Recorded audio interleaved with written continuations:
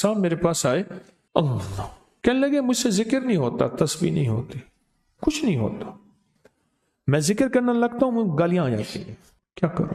کہا کہ میں دیتا نہیں ہوں، پر منہ پہ زبان پہ گالی جاری ہو جاتی ہے. آپ لفظ پہ غور کیجئے، گالی جاری ہو جاتی ہے، میں دیتا نہیں ہوں، زبان پہ گالی جاری ہو جاتی ہے، کیا کروں؟ کہ ممکن ہے کہ میری زبان پہ ذکر ہو. تو میں نے اس سے پوچھا کہ کیا کرتے تھے؟ اس کا کوئی پیشہ ہے مناسب نہیں. والد کیا کرتا تھا؟ اس کا بھی پیشہ تھا. اس پیشے کا اثر، اس رزق کا اثر، اللہ نے اپنا نام چھین لیا. دولت ہے، سب کچھ ہے، مال ہے، دنیا میں ظاہری عزت ہے، پر اللہ نے اپنا نام، اپنے نام کی لذت، اپنے نام کی حلاوت چھین لی. میں نے اسے کہا صرف اور صرف درود پاک پڑھ، بس صرف درود پاک. کہ نہیں پڑھ سکتا. میں نے کہا پڑھے گا انشاءاللہ. میں نے اسے عرض کیا کہ میرے سامنے 11 دفعہ بیٹھ کے درود پاک پڑھ، جو درود تجھے آتا ہے 11 دفعہ بیٹھ کے پڑھ، درود پاک پڑھ. اور 11 دفعہ پڑھا. اس کی زبان پہ نہیں آ رہا تھا، آتا تھا پر زبان پہ نہیں آ رہا تھا. اس نے پڑھا پڑھا پڑھا، اور اللہ کے نام کی برکت ہے. کیوں؟ میں نے درود کیوں بتایا؟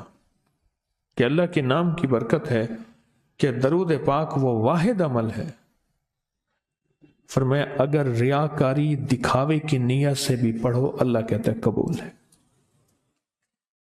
دکھاوا، ریاکاری، لوگ مجھے نیک کہیں، لوگ واہ واہ کہیں، اللہ کے لیے نہیں کر رہا، حالانکہ یہ عبادت کبھی بھی اس کی بارگاہ میں قبول نہیں ہے، کبھی بھی قبول نہیں ہے جو اللہ کے لیے نہ کی جائے. پھر اللہ کہتا ہے نہیں، مجھے اپنے حبیب پہ درود اتنا پسند ہے کہ درود پڑھو اور جس حال میں پڑھو. حالانکہ مومن ریاکار تو ہو ہی نہیں سکتا، جس حال میں پڑھو میں قبول کروں گا. میں نے کہا میری دل میں اللہ نے یہ بات ڈالی اسی وقت، اور یہ دلیل کے ساتھ ڈالی.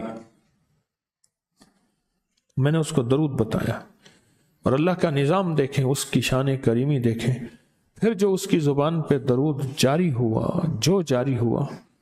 مجھ سے کہنے لگا کہ میں ہفتے میں 1.25 لاکھ کر لیتا ہوں، ہفتے میں 1.25 لاکھ کر لیتا ہوں. ایک دو اس نے مجھے عجیب خواب سنایا. کچھ خواب ایسے ہیں جو یاد رہتے ہیں.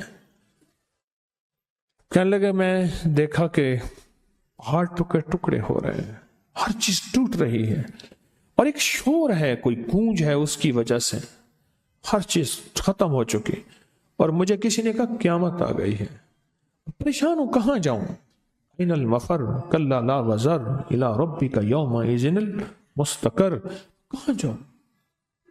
آخرکار کہا کہ میرے ساتھ ایک بندہ دوڑتا ہانپتا کامتا آیا، اور وہ بھی پریشان تھا. میں نے کہا یہ بھی میں اتنا ہے. پوچھا کہاں؟ کہا قیامت آ گئی، کہاں جاؤں؟ بس ہم دونوں پھر ایک طرف دوڑ پڑے. آگے دیکھا تو ایک بہت بڑا ترازو ہے، اور مجھے پکڑ کے کہا تیرا نام اعمال ہے، جلدی کر. کہا کہ میرے پاس ایک طرف پہاڑ کے پتھر کالے تھے، اور اس میں کوئی کالے جانور تھے، اور کہا یہ سارا تیرا گناہ ہے، سب ہے. اور ایک طرف ترازو تھا، اس میں چند ذرے تھے اور کچھ بھی نہیں تھا. کہا یہ تیری نیکیاں ہیں. کہا میں نے سمجھا بس ختم ہو گیا. اللہ پاک جل شانہ کے فرشتے آگے بڑھے، اور کچھ چیزیں اٹھا کے نا ایسے ترازو میں ڈالتے جا رہے تھے جو نظر نہیں آ رہی تھی، پر ایسے محسوس ہو رہا تھا کہ ان کے ڈالنے سے ترازو ایک دم ہلا ہے، کوئی وزنی چیز آئی ہے. ابھی بہت سارا باقی تھا کہ ترازو میرا جھک گیا، اور میں جا تو کامیاب ہے. میں نے پوچھا یہ کون سا عمل ہے؟ کہا تو نے عشق اور جذبے کے ساتھ وہ جو درود پاک پڑھا تھا، یہ وہی عمل ہے. میں قیامت کے دن بندہ جائے گا قبر میں، جب بندہ جائے گا تو وہ بندہ جو ہے پریشان ہوگا. تو اچانک ایک دروازہ کھلے گا، اس میں روشنی آئے گی، اور ایک نیک جوان صالح خوبصورت اس کے ساتھ بیٹھے گا، اور اس کے ہر سوال کا جواب دیا جاتا جائے گا، ہر سوال کا جواب.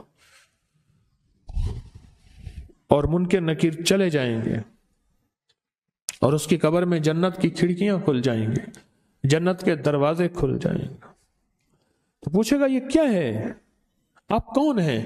کہا وہ درود ہوں جو دنیا میں تو اٹھتے بیٹھتے سوتے جاگتے پڑھتا تھا، وہ درود تو دنیا میں مجھے نہیں بھولا تھا، آج میں تجھے نہیں بھول رہا۔ اس ویڈیو کو لائک اور شیئر کریں، اب کریں یوٹیوب چینل کو سبسکرائب کریں اور روزانہ زیادہ سے زیادہ سبسکرائب کروائیں۔ آپ دوسروں کے لیے صدقہ جاریہ بنیں گے، اللہ پہلے آپ کے دکھ ڈالے گا۔